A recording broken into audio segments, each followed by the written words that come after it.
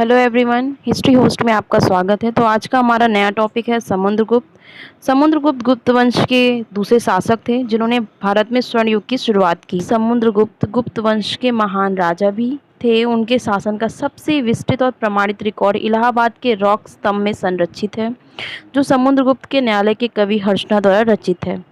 समुद्रगुप्त ने अपने राज्य को पश्चिम में खानदेश और पलाघाट तक विस्तारित किया था। हालांकि उन्होंने मध्य भारत में वातकाटा के साथ मैत्रीपूर्ण संबंध बनाए रखने के लिए प्राथमिकता भी दी थी। उन्होंने हर बड़ी लड़ाई जीतने के बाद अश्वमेध यज्ञ यानी घोड़ों का बलिदान का प्रदर्शन किया था। यह महान योद्धा एक उदार दिल के थे।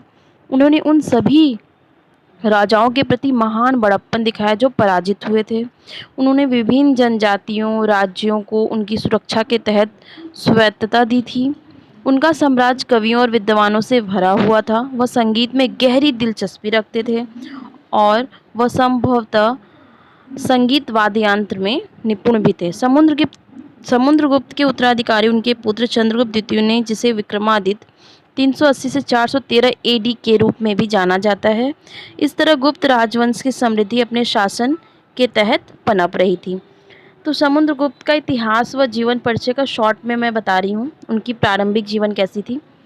समुद्रगुप्त का जन्म गुप्त राजवंश के राजा चंद्रगुप्त प्रथम के संस्थापक और उनके लिच्छवी राजकुमारी कुमार देवी के पुत्र के रूप में हुआ था।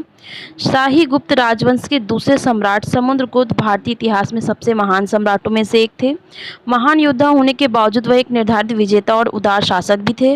वह कला और संस्कृति के विशेष प्रशंसक भी थे। उन्होंने कविता और संगीत उन्हें बचपन से ही पसंद था।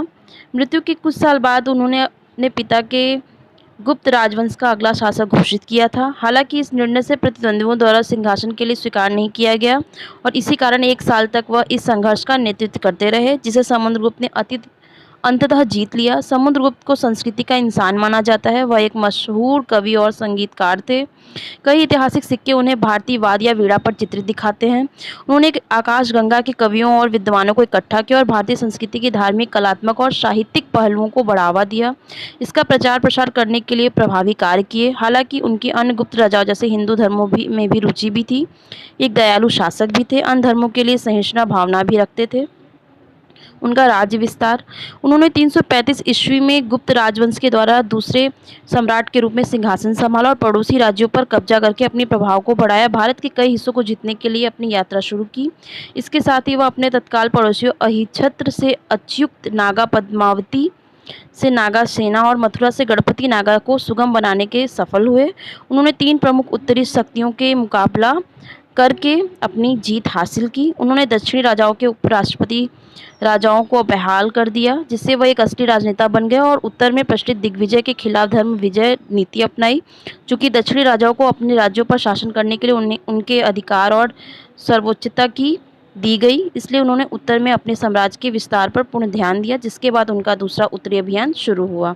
युद्ध जो नियंत्रण के लिए शुरू हुए थे वर्तमान इलाहाबाद से बंगाल की सीमाओं तक फैल गया था, जो पूरी गंगा घाटी, असम, नेपाल और पूर्वी बंगाल, पंजाब और राजस्थान के कुछ हिस्सों में जाकर समाप्त हो गया। उपलब्धियां, समुद्रगुप्त ने 40 साल तक शासन किया। उनके एक बेटे ने उनके शासन को सफल बनाया, जिन्हें ताज पहनाया गया था। सबसे पहले उन्होंने अपने बड़े बेटे को ताज पहनाया, लेकिन उसके बाद भाई चंद्रगुप्त ने उसे मार दिया और एक नया शासक सत्ता में आया। इस शासक को चंद्रगुप्त द्वितीय के रूप में जाना जाता है, जिसको विक्रमादित्य का खिताब दिया गया। तो इस तरह चंद्रगुप्त के पुत्र और गुप्त वंश के महान राजा समुद्रगुप्त के बारे में बताया गया है। आशा करते हैं कि आपको ये मेरा टॉपिक अच्छा लगा हो। अगर पसंद आया हो तो लाइक, शेयर, कमेंट करना ना भूलें। Thank you. अगर समुद्रगुप्त के बारे में आपको और भी जानकारी चाहिए होगी तो आप प्लीज़ मुझे कमेंट में ज़रूर बताएं। तब तक के लिए थैंक यू।